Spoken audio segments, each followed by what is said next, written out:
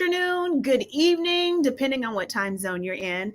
I am Nia Noelle, and welcome to the latest episode of Wine Down Wednesday.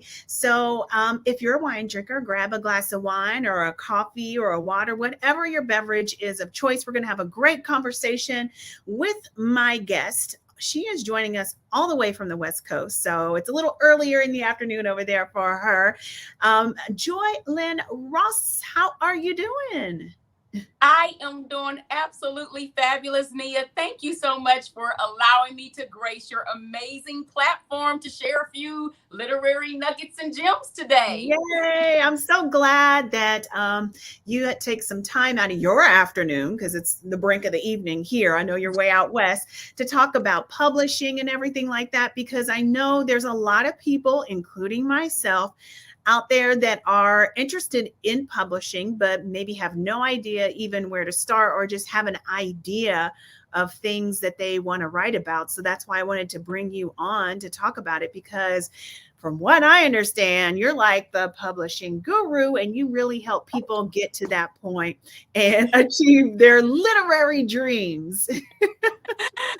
Yes, I have been coined the literary know-it-all, but Nia, that's simply because I want writers and authors to know it all when it comes to their literary careers.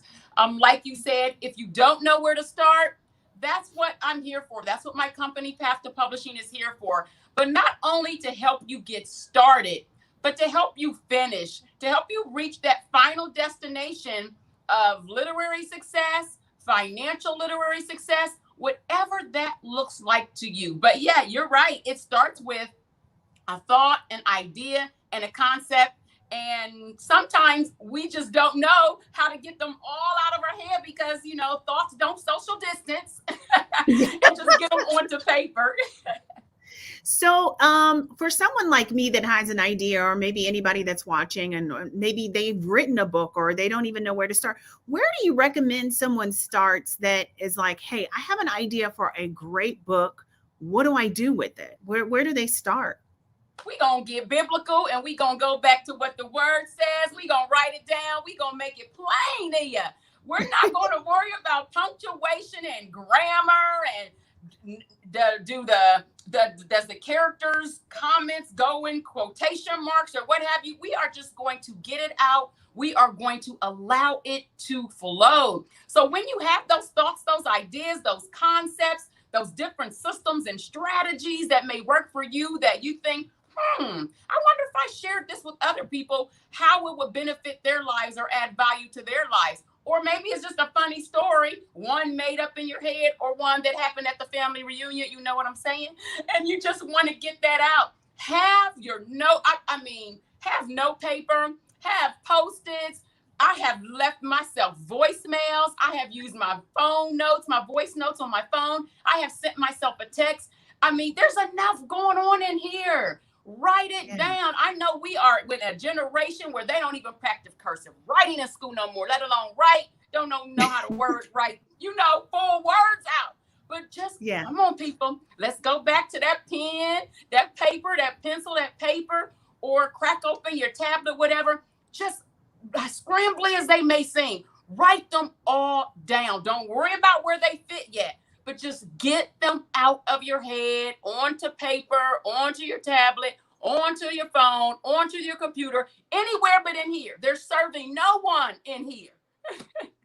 Okay, yeah. So you got the idea, jot it down, a Post-it note, a notebook, maybe on your phone in the notes section. Get that idea out. Now, one question I have about this is, do you as a writer need money to publish on your own? Or if you do, is it a lot of money? What is that looking like? Okay, you need money, but it doesn't necessarily have to be your money. That's one of the things that, I love building my books. I love building my dreams, visions, and goals. And I love building my business with other people's money. So that's part of the whole act like an author, think like a business. Getting started, getting that idea, that concept, getting that on paper, writing your book. And let me just be clear. It does not have to be some 300-page novel or a 300-page self-help book. It can be the best 10 poems that you dropped on Facebook last week. It could be those isms, the prayers, the advice you send to your friends in email and text. There is so much you are creating because we are creators. We don't have to label ourselves as writers and authors. We are creators. And so there's so much content that we are creating that could truly serve someone else's life, whether it's for entertainment, personal development and growth, business development and growth, spiritual, financial, emotional. We are creative. And so it's a message, and it costs to move a message. You know, you got to pay for the pen and paper I just told you about. You got to pay for that phone. You got to pay for that tablet, that Wi-Fi. Yes, it costs money. It absolutely does. But like I said, you can't be afraid to invest in yourself, especially if you want other people to invest in you. And that's where using other people's money comes from. A lot of times people will schedule calls with us and they'll be upfront, say, look, I know I probably don't have the money to be able to afford all of your services now, but I at least want an idea of what this is going to look like, what this is going to cost. I'm not going to defer my dream. I'm gonna have to put it on layaway. I might have to give you $10 a paycheck or put aside $10 a paycheck, but we are going to get this done.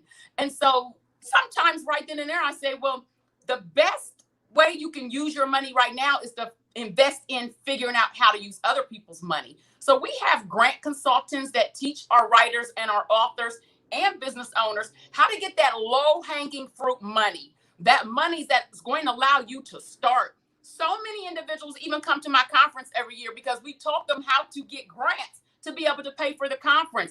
They have gotten grants to pay for us to edit their books for them, to do cover designs. So yes, it is going to take money. That's one of the first questions people ask. If I was to self-publish this, or regardless of how I publish it, I know I'm at least going to have to do some marketing. I'm going to have to get the word out. How much is this going to cost me? How long will this process take? What does it look like? And that's why as soon as you hit our homepage on our website, path2publishing.com, we have a free publishing map for you. No, you don't even have to give us your email address. We can't bottle up everything and sell it and trap you into hustling you with all these upsells. So no, we don't even ask for your email address. You get that free publishing map, download it. It's going to give you the general steps, the basic steps on what the publishing process looks like. Again, regardless of which path you choose, because there are 5 paths. And again, if you hit our website, we got a quiz waiting on the top. Your path to publishing. You take a quiz, it lists the 5 different paths to publishing, and based on your results, it lets you know which path is best for you.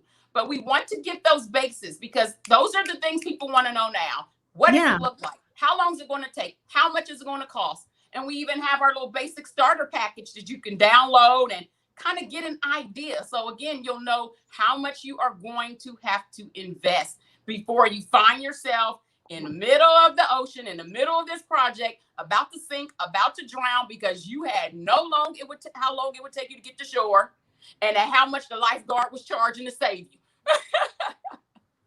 So let me ask you this. Once you have your idea and you start the publishing process, like say I come to you today and I have my memoir and I'm ready. How long can someone expect for that process to be from coming to you to when my book would be available for the public? Okay. Now, if you're going to do the traditional publishing route, once your contract is signed, say you got the book deal, all of that, you're done with that. Once your contract is signed, within the contract, it's going to tell you anywhere from up to 18 months. So from the date you sign your contract, up to 18 months can be the date of publication. That's because those publishing houses, they're taking your project through a publishing team who is going to position you for excellence. So I ask the clients who come to me needing self-publishing assistance. Well, if you want your book to be able to compete with the traditionally published books, and those publishers are investing a certain amount of time in the success of that book, wouldn't you want to do the same? So I would typically suggest take a year. I know a lot of people say they want to self-publish because they can have their book out there in 3 months and they can do it quick. They can do it fast. You can do it quick. You can do it fast, but you can also do it right. And again, position Mhm. yourself for excellence. So if you are going to come to me, because at Path to Publishing, we work in a spirit of excellence, not in a spirit of rush. We don't take rush jobs for anyone, because when you rush, mistakes are made. And so we advise you, your book's ready. Now, maybe it's just ready to the point, depends on what you mean by ready. Is it ready? You've gone through all of your first drafts, you've done all of your self-editing, and now it's ready for a professional editor. Because the average writer, the average author, they go through their manuscript 7 times, around seven Wow. times before they even turn it over to their editor. This can include getting beta readers, those readers who are going to read the book and find the errors even before it's sent to a professional editor. Depending on the length of your book, the editing process can take 3 to 6 months. So that alone, and that's the most important part of the process, is that editing Yeah. piece.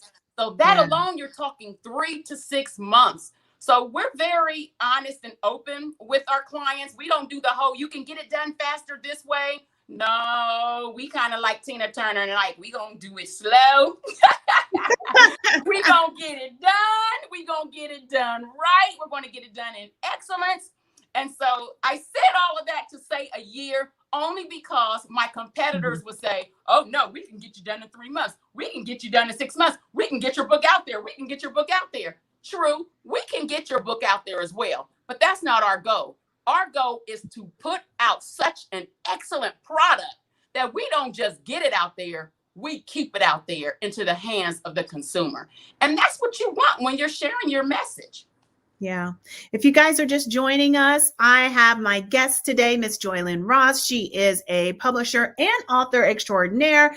And we are talking about a thing that a lot of people want to know is like they want to write books, they want to write self help, tutorials, novels. She is the publishing guru that can help you get to that place. So if you have a comment or a question, be sure to drop it in the chat and we will get to them as we go through our session today. So thank you guys for joining us. Now, Joylynn, I want to know, is every idea for a book a good idea?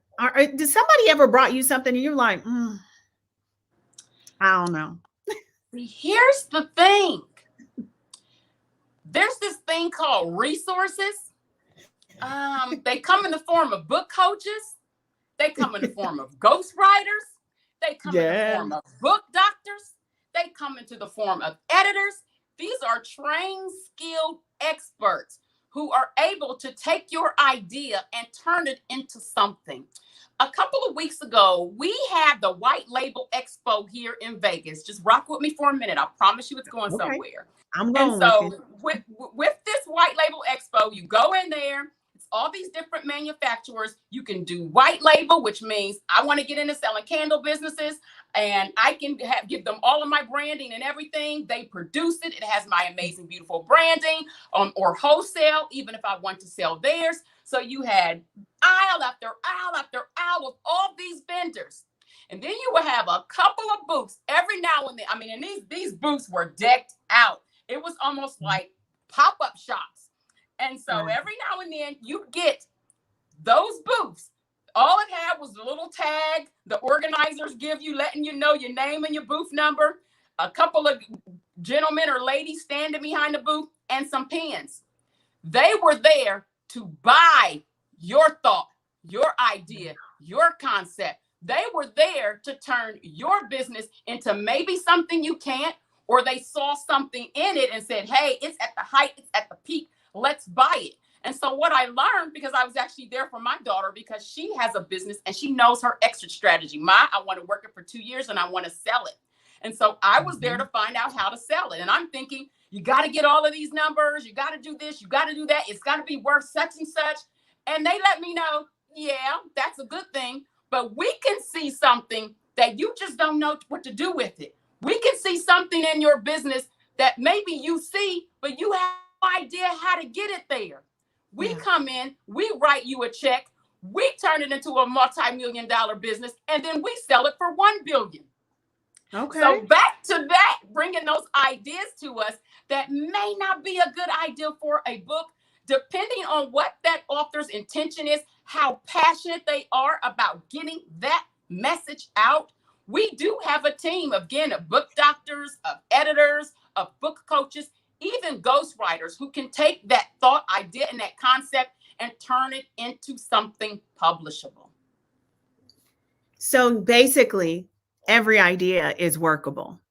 It sounds Every like it. idea is workable. Mm, mm, mm. That's But just interesting you got to because, do it right. You got to use the yeah. resources. And so many people are afraid to use the resources. They're afraid somebody's going to steal their idea, or they're simply Hmm. afraid to invest in it. And if you're afraid to put money in your own project, I mean, that's going to speak volumes to others who you want to support you. Yeah. Yeah. Yeah. Very, very interesting.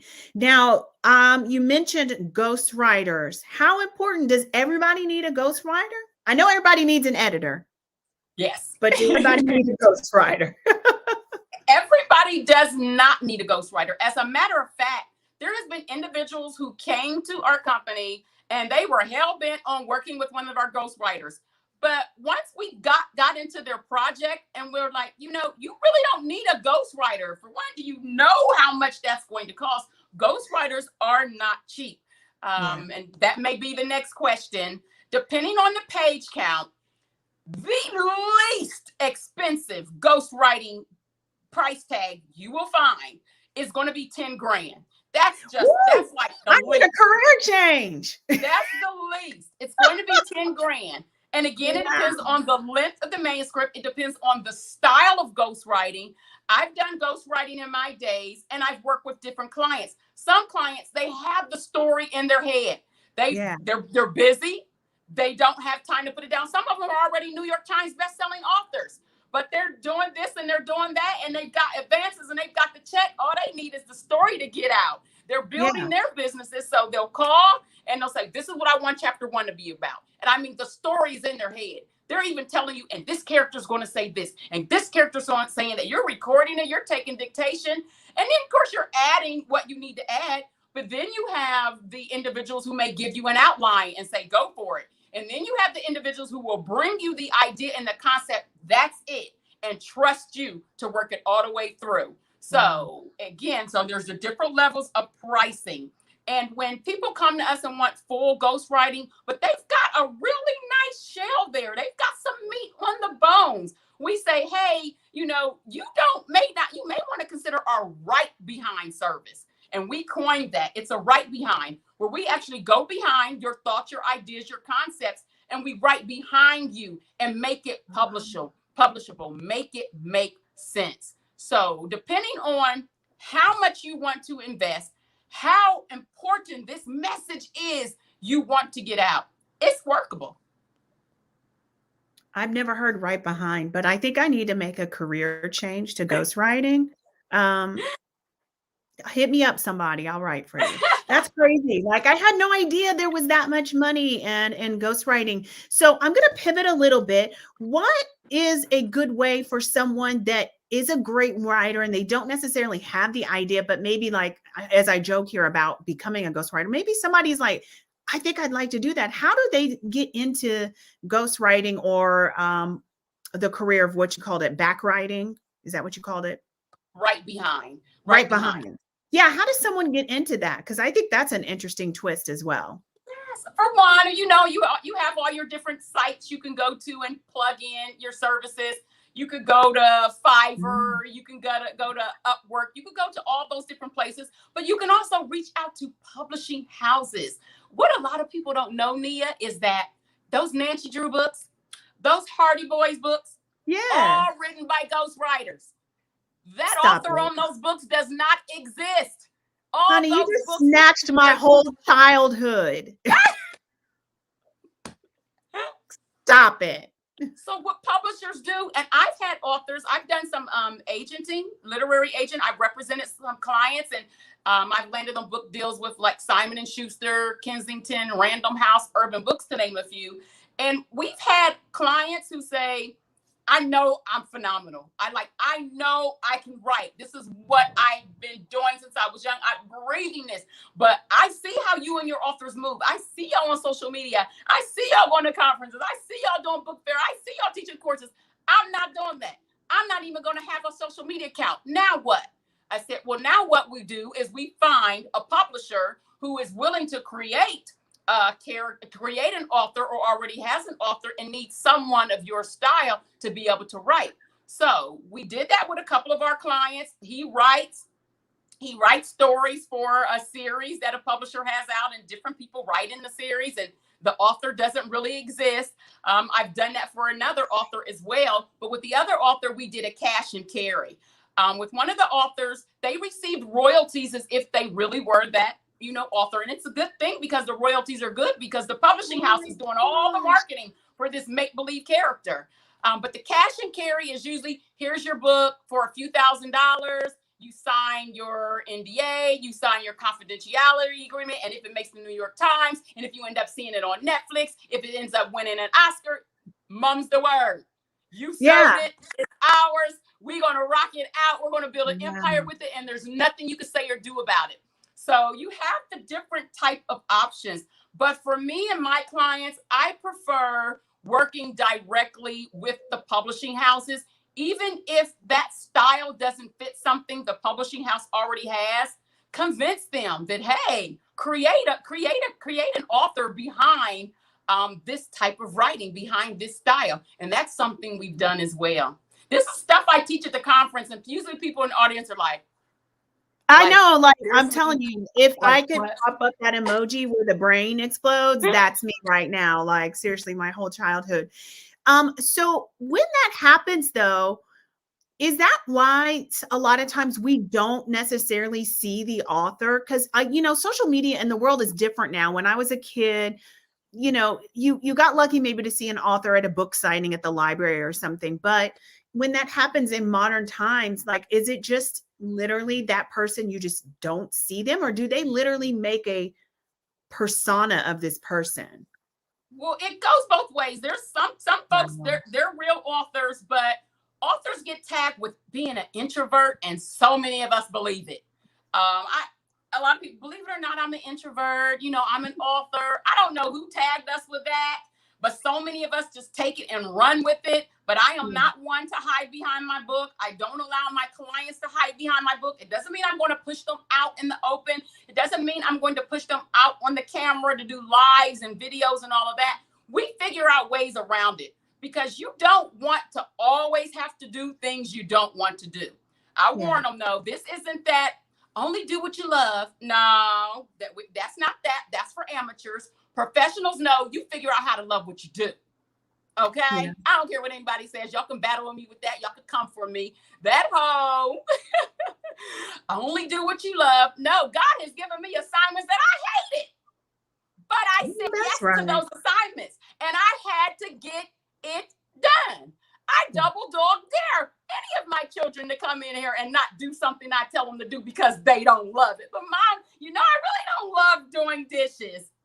Y'all gonna have to call the people on me. So anyway, that's like, I'm getting off track, but I'm just getting back over to taking what you have and not necessarily, you don't have to love it. I tell writers all the time because people will lie to them. And they will say, if you're going to get in this business, you better love writing. If you're going to become an author, you better be passionate about writing. Lies, lies, and lies. You don't even have to be a writer to be an author. You don't even have to write your own book. I just shared you those different resources you have. You don't have to be passionate about writing. You don't have to be passionate about the process. You don't have to be passionate about the editing process. Most authors, writers, they hate that process.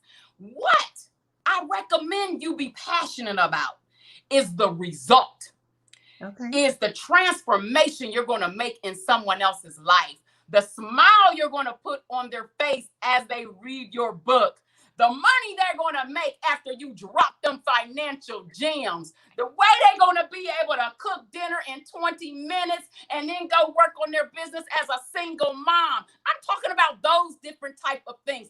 That's what you have to be passionate about, the result. You don't have to be passionate about writing. You don't have to be passionate about the writing process. You don't have to love writing. You don't even have to be a writer to be the author of your own book. There are resources out here. And at the end of the day, path to publishing, yeah, we can help you write that book, publish the book, sell the book, make sure we get you a marketable cover and get the interior design. But at the end of the day, we want to make sure you realize this is your IP. This is your intellectual property. Again, your thoughts, your ideas, and your concept.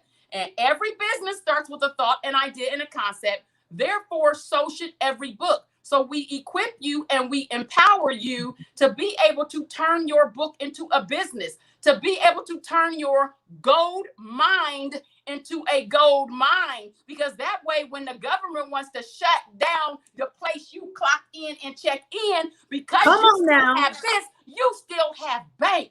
This is bigger than books, baby. I love this. I love it because you know what? I think your words are going to stir and motivate people. Like I've been sitting on an idea for years. Don't kill me, but it's still here, but I need to get it out. So I love that. Now we have a question from the audience where she's asking, how do you get into editing? We talked about publishing, ghostwriting, and that kind of stuff. But the other aspect that every book has to have is editing. How does one get into editing? With editing, there's courses out there. Of course, there's a course for everything outside of Google University and YouTube University, but there there really are courses out there that will teach you, and it depends on the type of editing, and that's one thing we work with our authors is, well, when people say, well, I need an editor. Well, what type of editor? There's about 12 different types of editing. Wow, so if you want to be an editor, it depends on what type of editor you want to be. Do you want to be a content editor? Do you want to be a copy editor? Do you want to be a proof editor? Do you want to be a sensitivity editor? Do you want to be a fact checking editor? So you really have to start with, this is the type of editor I want to be. And again, do your due diligence. Look to see who's doing what you want to do and that they're doing it successful, and kind of follow their lead. Most editors are offering master classes. They're offering workshops. At Path to Publishing, at least 2 of our editing companions, they've worked under the great Victoria Christopher Murray. They've gone through her editing programs. With copy editing, there's different programs you can go in. Copy editing is more so grammar and punctuation, and you work with the different style guides, the Chicago Manual, the AP. So that's how you start. Because disclaimer, okay? Not even disclaimer, just this ain't true. Just because you wrote a book, you can edit a book. A lot of people believe because they wrote and published books, that makes them an editor. I got into the field of editing. I'm an editor by trade. I've done freelance editing, and I've worked with and for major publishing houses and independent presses. I got into writing back when we had to send our manuscripts to our editors via snail mail. So we would print off our manuscripts, we would mail them to our editor. Remember, you had to learn all of those editing symbols. They would mark them up, scratch them out. What's this? So that's how I learned. When my editor sent those back to me, that was my study guide. Not only did I want to master my book and make my book an amazing reading experience for my readers, I wanted to master the art of editing. So I literally would save those and I would revisit them long after the book was published to really learn how this is, why this is. And I would ask questions. Well, what does this change mean? Well, why did you make this change? Well, how does this affect the story? Well, how? So I looked at it as a learning experience as well. And then I connected. I would go to events and with panels where there would be editors. I would make sure I would sit on the editors panels and just really connect and collaborate and learn the process. And then when I took my first client, and you can usually tell new editors because we charge $1 a page.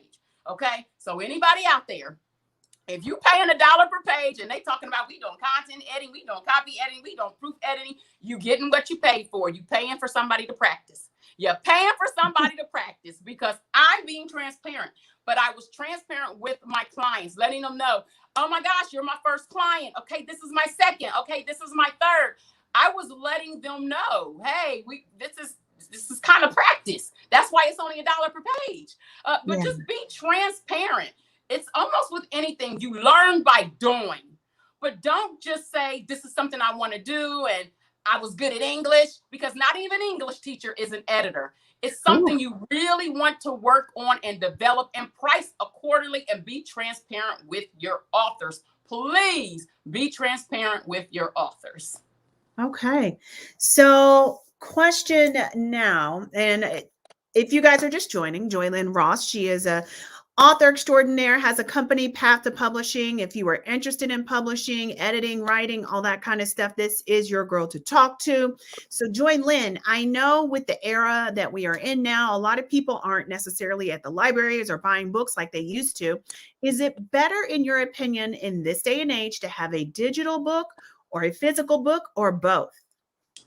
Both, and triple. Don't forget audio. Oh, Audio that's is right. slaying. Audio. Yes. Audio is slaying. I was so glad during the Really? pandemic when Yes. folks started reading audio and them checks, some royalty checks was coming. I was like, yes, y'all, yes. Listen to them books. So So audiobooks took a big boom during the pandemic. yes, they did. Yes, they Interesting. did. Interesting. Absolutely. And so your printed books, and you kind of you gauge not the industry more so, or per Yeah. se, you gauge your audience. That's why Okay. it's so important to know who you are writing for. Who is this book for? How do they like to receive their information? Do Yeah. they like holding that book in their hand? Even if Mhm. they like holding the book in their hand, what kind of book? Do they like the hardback? Do Yeah. they like the paperback? What size do they like? Do they like the little mass markets like most romance readers do? Mhm. YAs love the hardback. Those old school, we want to save this book forever. We like the cloth cover. So even with your printed format, there's a lot of choices. There's a lot of Yeah. options. And that's why I say that's what separates us from any other author assistance and literary service provider. A lot of people think I'm just, on my whole Michael Jordan thing because this is my 23 years in business. They be like, you want some Kanye stuff. You really think you the Mhm. best out there? I'm like, this is year 23, y'all. Just let me have it. Just admit for 1 year I'm better than y'all. Just let me have this. First of all, can But I say black don't crack. You don't look like you've been in business that long, sis. yes, I have it. And we educate. So we're going to tell you, here are the 8 formats you need to put your book in. This is how you need to drop those different 8 formats for your book. This is what they need to be priced. And just, especially with digital. So is one better than the next? Now, if you put all your eggs in one basket, Amazon, during the pandemic, your book wasn't deemed essential. Okay. So now you were stuck when they weren't shipping books out. But what I have taught my authors, AKA Pathfinders, because we are paving the way in literary success, not to, we already in it, we already win it, we paving the way in literary success.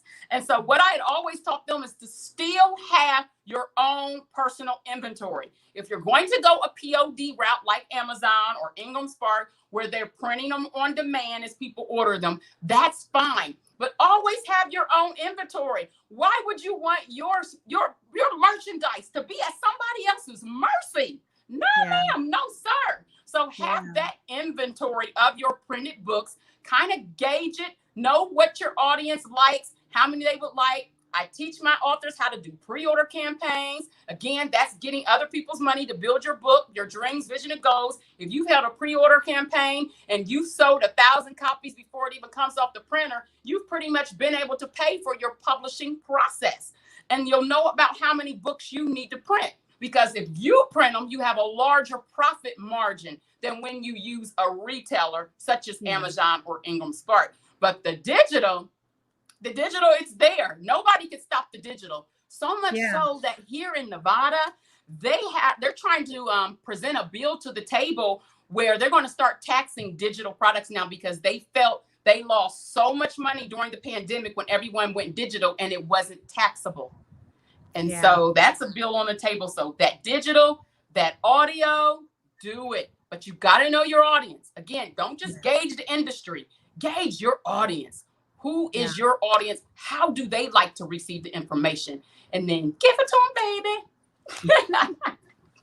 I love it. So Joylynn, we've been talking about all of this stuff, and a lot of people don't know. I know you have an annual conference in Vegas. So if you guys are really interested in like going to a conference and learning about this kind of stuff, you missed the 2021, but I know you're gonna have another one. So get on her website. It's all down below, and you can find out all the information about her conference. Like if someone's going to come, what can they expect at a Path to Publishing conference? Expect to receive everything you didn't at any other conference you went to. And the great thing about I mean, you got to bear with me, Nia. I already told you I'm 23. You know, it's 23. I'm Michael, Jordan, Jackson, Tyson. Take your pick, as Jay-Z would say. But we when we first started this conference in 2018, okay, we raised the bar on publishing conferences for writers. And then it was like, okay, we coming back on 2019. We raised the bar.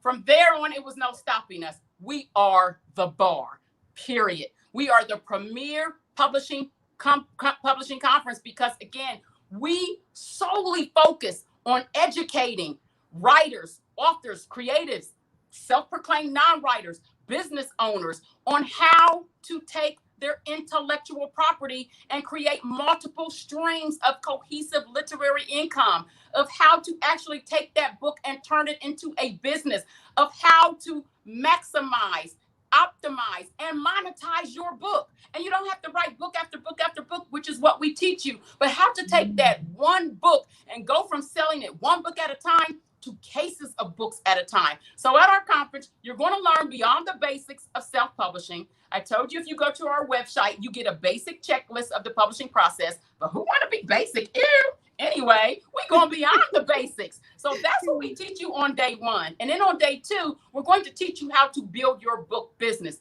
We are going to teach you about separating your personal from your business, from your literary empire that you are building. We cover everything from when to incorporate, when not to incorporate. Why did you choose that LLC? Did you do it because everybody else did it? And did you think it was going to automatically protect your assets when it doesn't? If you're not using it right, we cover all of that. We cover your taxes, what you should be writing off. We even cover why you should still be filing in the years you didn't make money, because 9 times out of 10, Uncle Sam owes you money.